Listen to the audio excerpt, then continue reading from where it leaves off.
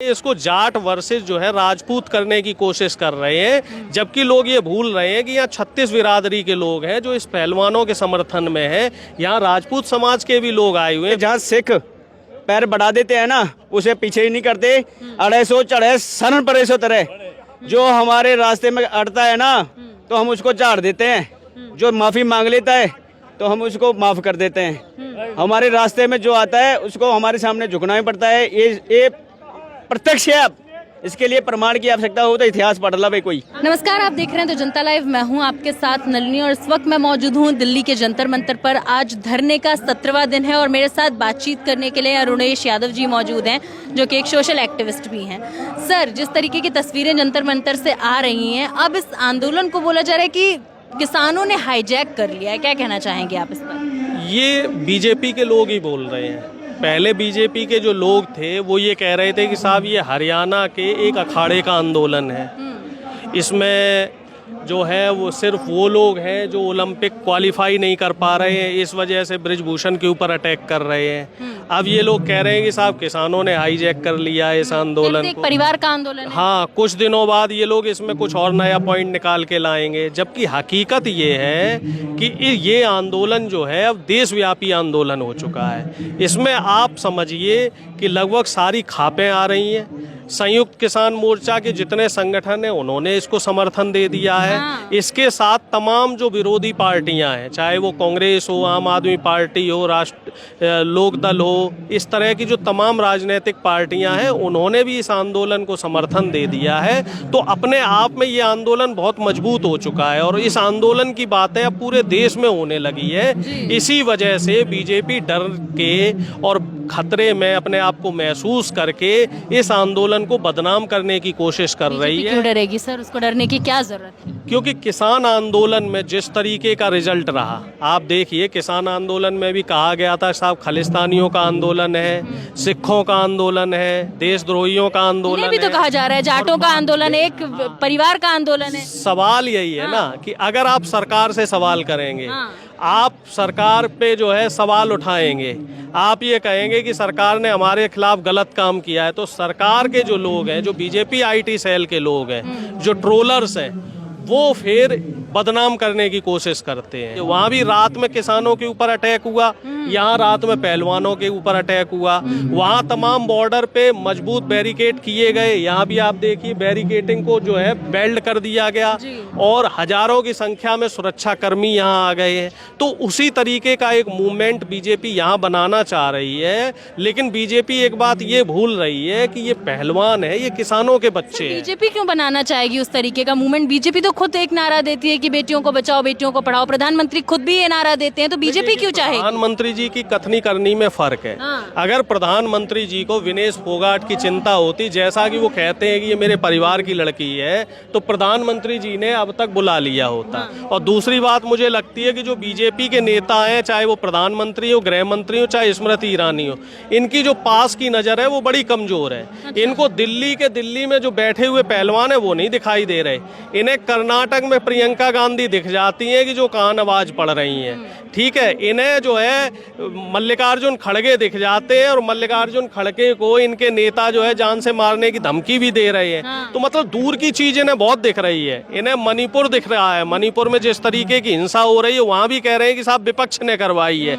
लेकिन यहाँ जंतर मंतर पे इनको ये नहीं दिख रहा है कि किस तरीके से खुले मैदान में पहलवान बैठे हुए हैं। अरे मैं कह रहा हूँ कि चलो साहब, आपका बृजभूषण शरीफ है, कम से कम कोर्ट में कार्रवाई तो करवाइए।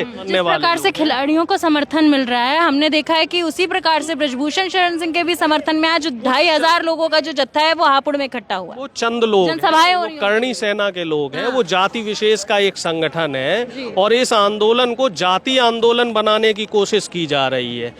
लोग ये कह रहे हैं इसको जाट वर्सेस जो है राजपूत करने की कोशिश कर रहे हैं, जबकि लोग ये भूल रहे हैं कि यहाँ 36 बिरादरी के लोग हैं जो इस पहलवानों के समर्थन में है। यहाँ राजपूत समाज के भी लोग आए हुए हैं। बृजभूषण इस जो है अपना समर्थन में जो लोग जुटा रहा है, तो लोग जुटाने का मतलब ही यही है कि वो कहीं ना कहीं अंदर से डरे हुए हैं। तो आप जितने भी तमाम इल्जाम लग रहे हैं कि ये जाटों का आंदोलन है और वो राजपूत हैं इसलिए उनको राजपूतों का समर्थन मिल रहा है, उन सभी कहीं ना कहीं बयानों को आप खारिज कर रहे हैं, कह रहे हैं कि नहीं, यहाँ खुलकर जाटों का आंदोलन नहीं है बल्कि हर कोई समर्थन दे रहा है। देश की बेटी का आंदोलन जी। है, देश की बेटियों का आंदोलन है, देश के पहलवानों का आंदोलन है, ये देश की आने वाली पीढ़ी का आंदोलन है। पहले जो किसान आंदोलन हुआ था वो फसल बचाने का आंदोलन था, अब जो ये आंदोलन हो रहा है ये नस्ल बचाने का आंदोलन है। और इस आंदोलन को भी देश की जनता ही लड़ेगी इस आंदोलन को, और देश की जनता ही इस आंदोलन को जिताएगी। जिस तरीके से मोदी जी ने पहले माफ़ी मांगी थी उसी तरीके से मोदी जी को इन पहलवानों से भी माफ़ी मांगनी पड़ेगी। और यहाँ से एक संदेश जाएगा कि देश के किसान हो, चाहे जवान हो, चाहे पहलवान हो, इनसे जो भी टकराएगा, चाहे वो सत्ताधारी लोग हो, देश की जनता उनको कभी माफ़ नहीं करेगी। चलिए ठीक है, हमारे साथ और भी लोग मौजूद हैं यहाँ पर, उनसे बात करते हैं। सर, सबसे पहले आपसे आपकी वेशभूषा के बारे में जानना चाहूँगी और आपका नाम। मेरा नाम बाज सिंह है। मैं सब तो पहला कुछ बोलने तो पहला फतेह गजावांगा गुरु दी वाहिगुरू जी का खालसा वाहिगुरू जी की फतेह। अही निहंग सिंह कहते हैं, साडा डेरा डांग ते हुंदा है जी। सर जी हिंदी। हमारा जो स्थान रहने का स्थान होता है वो घोड़े की काठी, हाँ, डांग पे हमारा, लठ पे हमारा वासा होता है। हाँ, कहने का मतलब है गुरु गोविंद सिंह महाराज की बख्शी हुई पोशाक है, हाँ। इसको चोला बोलते हैं, जंगी चोला। ते अही जंग वास्ते अही दंगा नित सतगुर ते मंगा। अही गुरु महाराज तो हमेशा जंग मंगते हैं ते लड़न मरन नूं 24 घंटे तैयार। ते भेषभूषा ये जंगी घुड़सवार फौज दी आ, ते ये साडी भेषभूषा है जी। तो इस वेशभूषा में आप जो न्याय की जंग है उसमें उतर चुके हैं। बिल्कुल उतर चुके हैं जी। यही एक साल शुरू तो लेके एंड तक, शुरू से लेके एंड तक हम लोग रहे थे सिंगू बॉर्डर पे। सिंगू बॉर्डर पे हमारा ऐलान था, या तो जीतेंगे या लड़ेंगे या मरेंगे। और आखिरकार महाराज की कृपा हुई और हम मोर्चा फतेह किया, हमने मोर्चा जीत के घर को वापस गए। क्या लगता है इस बार भी फतेह करके ही घर जाएंगे? ये तो जुगो जुग होटल है जी, प्रत्यक्ष के लिए प्रमाण की आवश्यकता नहीं होती। जहाँ सिख पैर बढ़ा देते हैं ना, उसे पीछे ही नहीं करते।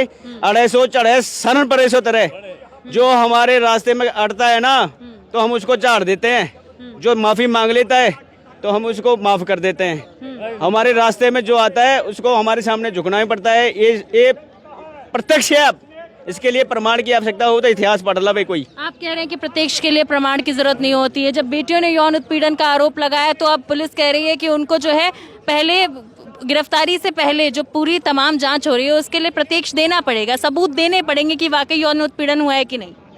अब ये तो हमारे देश की बहुत बड़ी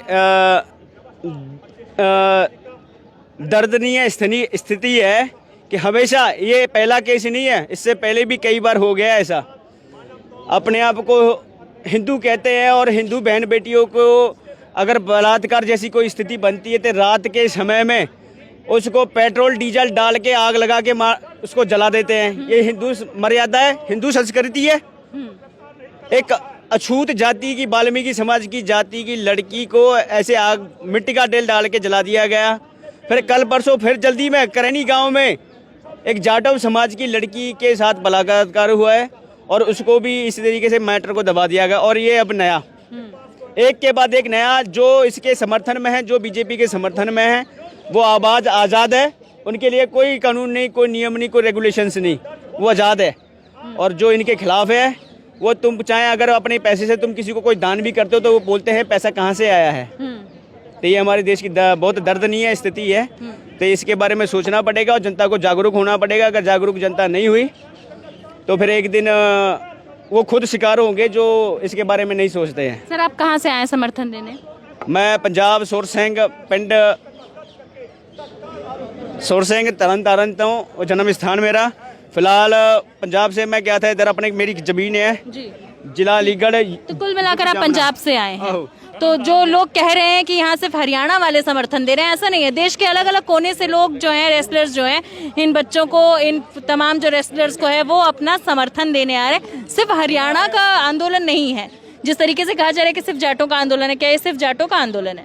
ये सबसे बड़ी मूर्खता है। जो लोग ऐसा सोचते हैं, बोलते हैं, वो सबसे बड़े मूर्ख हैं। क्यों?